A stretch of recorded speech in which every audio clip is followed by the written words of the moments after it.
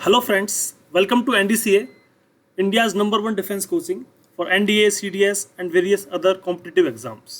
In this video, we are starting with the previous year question series. हम physics के question से start करेंगे।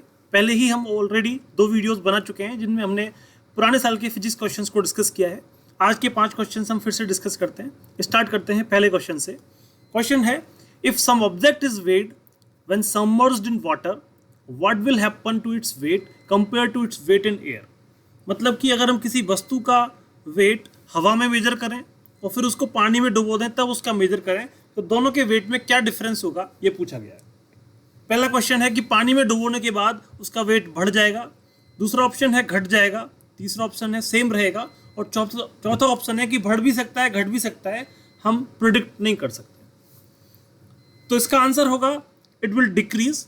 आप लोगों ने सभी ने पढ़ा होगा उत्प्लावल बल के बारे में या फिर आर्किमिडीज प्रिंसिपल के बारे में, जिसे हम बॉयंसी फोर्स बोलते हैं। तो जब भी हम किसी बॉडी को किसी लिक्विड में मर्ज करते हैं तो लिक्विड में एक ऊपर की तरफ उसमें एक रिस्टोरिंग फोर्स की तरह काम करता है, जिसको हम उत्प्लावल बल या फिर बॉयंसी फोर्स बोलते हैं, जिसको हम आर्किमिडीज प्रिंसिपल भी बोलते हैं। तो जितना हम वस्तु को पानी के अंदर डालेंगे तो उसमें ग्रेविटी फोर्स लग रहा है नीचे की तरफ और एक ऊपर एक बॉयंसी फोर्स लग रहा होगा। तो ओवरऑल जो नेट फोर्स जो mg था उसकी बजाय एक mg माइनस समथिंग फोर्स लगेगा, मतलब कि ओवरऑल फोर्स उस पर कम हो गया। जो भी कोई वेइंग मशीन होती है तो वो ग्रेविटी फोर्स को मेजर करती है कि कितना वो नीचे की तरफ फोर्स लगा रहा है। अब एक ऊपर की तरफ फोर्स आने की वजह से जो ओवरऑल वेट है उस बॉडी का वो कम हो जाएगा। तो पानी में मर्ज करने के बाद उस वस्तु का जो एक्चुअल वेट है वो कम मेजर होता है। तो इसका आंसर होगा डिक्रीज। सेकेंड क्वेश्चन देखिए, light year is a measure of. Light year किस चीज का मेजर है? तो ये ऐसा ही एक क्वेश्चन पहले भी पूछा गया था जिसमें था कि सन और अर्थ के बीच में कितना डिस्टेंस है, और वो हम लोगों ने मेजर किया था 8.2 मिनट्स। इसका मतलब लाइट को सन से अर्थ तक आने में 8.2 मिनट्स लगेंगे अगर वो c 3 × 10⁸ मीटर पर सेकेंड स्पीड से ट्रेवल करती है। तो बेसिकली लाइट ईयर क्या हुआ, एक डिस्टेंस का मेजरमेंट हो गया कि इतना पर्टिकुलर डिस्टेंस को एक लाइट एक साल में कितना डिस्टेंस कवर करती है। It is called a light year. तो a distance travelled by light in 1 year is a light year.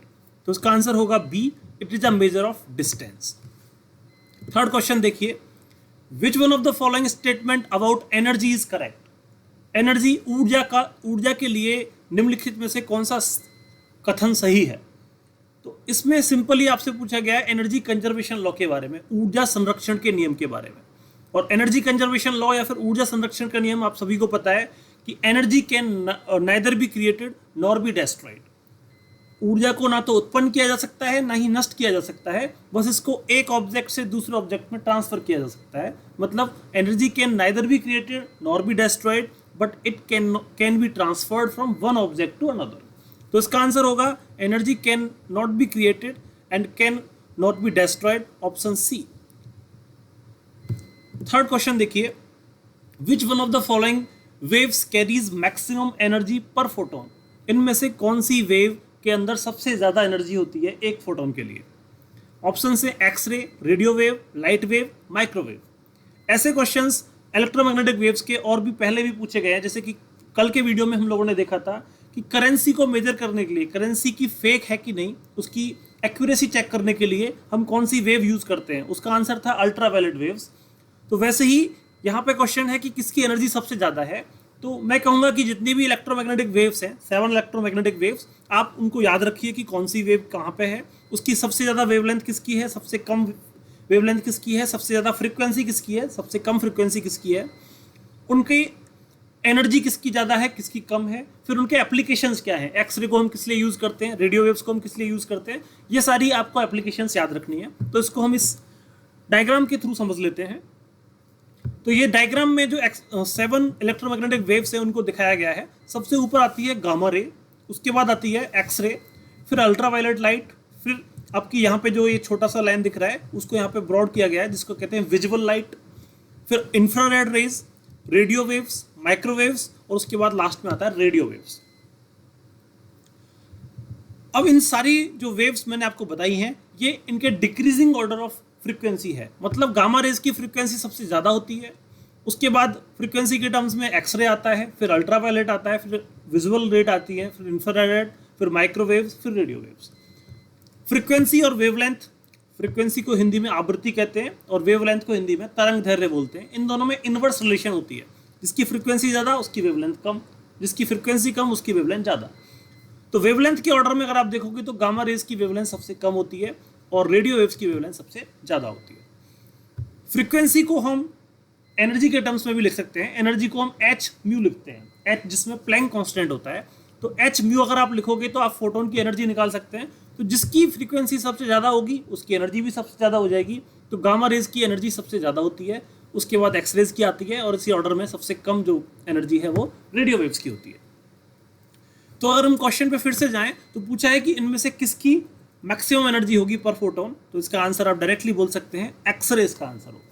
तो आपको ये पूरी टेबल याद रखनी है और इनके यूजेस क्या हैं, इनके एप्लीकेशंस क्या हैं रियल लाइफ में, वो सब आपको याद रखना है। आज का लास्ट क्वेश्चन देखिए, a rainbow is produced due to which of the following phenomenas. Physics के कई सारे फिनोमिनाज होते हैं, उनमें से कौन सा फिनोमिना रेस्पॉन्सिबल है रेनबो फॉर्मेशन के लिए। अगर आप रेनबो फॉर्मेशन से पहले देखें कि हम प्रिज्म से कैसे रेनबो फॉर्म कर सकते हैं, प्रिज्म से कैसे इंद्रधनुष बना सकते हैं, तो आप देखेंगे कि लाइट जब प्रिज्म से पास करती है तो उसका डिस्पर्सन होता है। जो लाइट की जिसकी सबसे ज़्यादा वेवलेंथ है उसका सबसे कम डिस्पर्सन होता है, जिसकी वेवलेंथ सबसे कम है उसका सबसे ज़्यादा डेविएशन होता है। तो डेविएशन होने की वजह से जो लाइट रे है उसके अंदर 7 कलर्स हैं और 7 कलर्स की अलग अलग वेवलेंथ है, तो सारे कलर्स अलग अलग एंगल पर डाइवर्ज होते हैं और इसीलिए सब अलग अलग कलर्स में टूट जाते हैं। इसी फिनोमेना को हम बोलते हैं डिस्पर्जन ऑफ लाइट। तो रेन ड्रॉप्स में जो डिस्पर्जन ऑफ लाइट होता है उसी की वजह से हमें रेनबो फॉर्मेशन दिखता है, तो इसका आंसर होगा डिस्पर्जन ऑफ लाइट। तो आज के लिए इतने ही क्वेश्चंस थे। अगर आपको ये वीडियो अच्छा लगा है तो इसको लाइक कीजिए, इसको शेयर कीजिए और हमारे चैनल को सब्सक्राइब कीजिए। अगर आप हमारे रिकॉर्डेड वीडियोस और ऑनलाइन क्लासेस ज्वाइन करना चाहते हैं तो उसके लिए आप इस नंबर पर कॉल कर सकते हैं 8899350692 और डिस्क्रिप्शन में दी गई लिंक पे आप क्लिक कर सकते हैं। Thank you.